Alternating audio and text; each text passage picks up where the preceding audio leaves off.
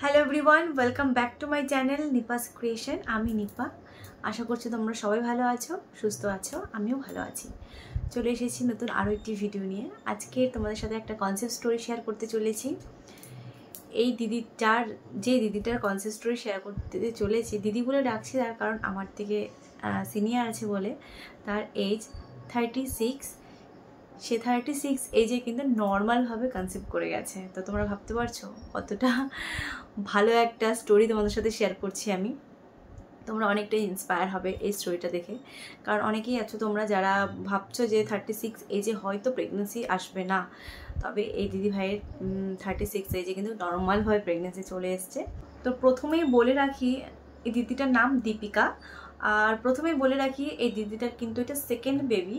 First একটা তার baby আছে এবং এটা সেকেন্ড বেবি প্ল্যানিং করছিল, কিন্তু সে কোনোভাবেই সফল হতে পারছিল না। দেখো, প্রথম বেবি চলে এসছে, তারপরেও কিন্তু স্ট্রাগল করতে হচ্ছে সেকেন্ড বেবির জন্য। জানি না, আমি আমার সেকেন্ড বেবি যদি কখনো আমার মনে হয় যে সেকেন্ড বেবির দরকার, তখন আমি জানি না কত কষ্ট করতে হবে।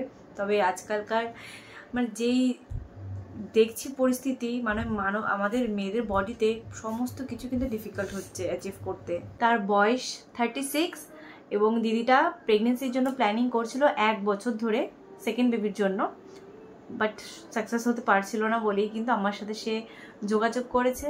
তার প্রবলেমগুলো আমি শুনলাম এবং তাকে আমি কিছু এক্সারসাইজ দিয়েছিলাম।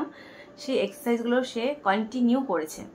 আর তার একটা প্রবলেম ছিল, সেটা থাইরয়েড ছিল, আর ছিল মনে হয় হাই প্রেশার ছিল। তবুও সে এত সুন্দর করে ন্যাচারালি কনসিভ করে গেছে। দেখো, হাই প্রেশার তো খুব একটা প্রবলেম দেয় না প্রেগনেন্সিতে, কনসেপশনের জন্য। তবে থাইরয়েডটা কিন্তু অনেক সময় একটু ডিস্টার্ব করে, প্রেগনেন্সি আসতে অসুবিধা করে। তবে আমি বলবো যে থাইরয়েডের নিয়মিত যদি তোমরা ওষুধ সেবন করো, তাহলে কিন্তু থাইরয়েডটা আন্ডার কন্ট্রোলে থাকবে। দীপিকা আমার পার্সোনাল গাইডেন্সে ছিল জুলাই মাসের 11 তারিখ থেকে। সে প্রেগনেন্সি পজিটিভ পেয়েছে আগস্ট মাসের 9 তারিখে। যেহেতু ফেইন্ট এসেছিলো লাইনটা, সেই জন্য সে আরেকবার টেস্ট করেছিল আগস্টের 16 তারিখে। দেখো কি সুন্দর লাইন এসছে 1 মাসে। কি আজকেই আমার জন্য তো একটুখানি কালচে ব্রাউনের মতো সকালবেলা একটুখানি মতো বেরিয়েছিল। তারপরে ওই ডান সাইডে তলপেটটা একটুখানি পিন ফোটানোর মতো হালকা হালকা ব্যথা হচ্ছিল। তো আমি বুঝতে পারছি না এটাই কি ওই ইমপ্লান্টেশনের ব্লিডিংটা কতদিন চলে গো। কালকে সকালে দেখলাম হয়েছে, এখনো দেখছি আছে। তো প্যান্ট পরেছিলাম, প্যান্টে লাগছে না, কিন্তু হাত দিয়ে যখন দেখছি ওই হালকা বাদামি কালারের একটু একটু লেগে রয়েছে। আর পিরিয়ডসের ব্যথা যেরকম আমার তো পিরিয়ডস হলে এমনি ব্যথা হতো খুবই, কিন্তু এই ব্যথাটা হচ্ছে খুব সামান্য, যেটা হালকা হালকা ব্যথা। কিন্তু হ্যাঁ, তোমার যে ডিউ ডেটটা আছে সেটা তুমি স্কিপ হোক, তারপর টেস্ট করবে। আর তুমি এখন এক্সারসাইজ করবে। দেখো, কোনো মেডিসিন ছাড়া কনসিভ করে গেছে শুধুমাত্র 1 মাসে। তাও কি থাইরয়েড মেডিসিনটা শুধুমাত্র চলছিল। এত তাড়াতাড়ি সে এত সুন্দর একটা রেজাল্ট পেয়ে গেছে, আমি অনেক অনেক খুশি। আমি নিজেই অনেক সময় সারপ্রাইজড হয়ে যাই যে 1 বছর ধরে সে এত ট্রিটমেন্ট করছিল, এত মেডিসিন খাচ্ছিল, তার সত্ত্বেও তার কনসেপশন হচ্ছিল না। আমার সাথে যখন কন্ট্যাক্টে আসলো, জানি না সে কি ফলো করলো। আমি যা বললাম সেটাই করেছে ফলো।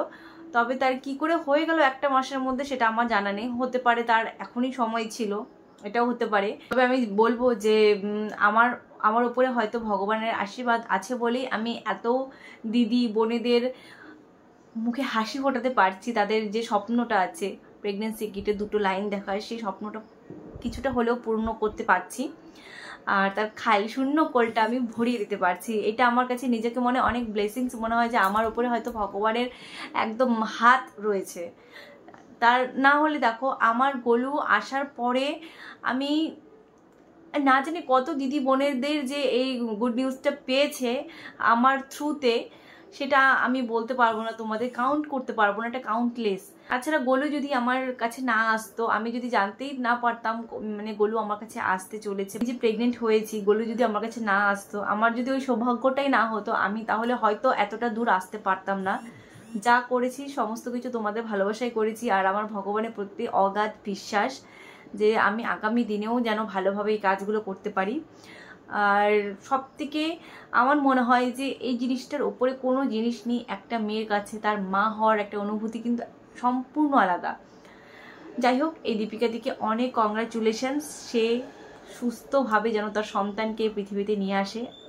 আমার তরফ থেকে অনেক অনেক অনেক শুভকামনা। তো দেখো, আমি কিন্তু প্রচুর ভিডিওতে বলেছি আর্লি প্রেগনেন্সি সাইন সম্বন্ধে, আমার পার্সোনাল যে এক্সপিরিয়েন্স হয়েছিল আমার প্রেগনেন্সি নিয়ে, সেগুলো তোমরা দেখেছো, তোমরা বডিতে মিলিয়েছো। তবে এখন থেকে কিন্তু তোমরা যারা যারা কনসেপ্ট করেছে তাদের স্টোরিও যদি চাও তাহলে আমি শোনাতে পারবো। দেখো, এই দিদিরা কিন্তু অনেক সাইন পেয়েছিল প্রেগনেন্সি আসার আগে, যে তার কোমরে পিঠে ব্যথা করছে, তার ইমপ্লান্টেশন ব্লিডিং পর্যন্ত হয়েছে। হ্যাঁ, সে আমাকে হয়তো ফটোটা পাঠাতে পারিনি বলে তোমাদেরকে আমি ব্লিডিংয়ের ছবিটা দেখাতে পারছি না, তবে তার কিন্তু ওরকম ব্রাউন ডিসচার্জ একটা হয়েছিল, তোমরা কিন্তু ভয়েসে শুনতে পেয়েছো। তো যাই হোক, আবারও বলছি কংগ্রাচুলেশনস দীপিকা দি, তোমাকে, তুমি খুব ভালো থেকো। দেখা হচ্ছে পরে আরও একটি কনসেপ্ট স্টোরি নিয়ে। সবাই ভালো থেকো, সবাই সুস্থ থেকো, সবাইকে টাটা বাই।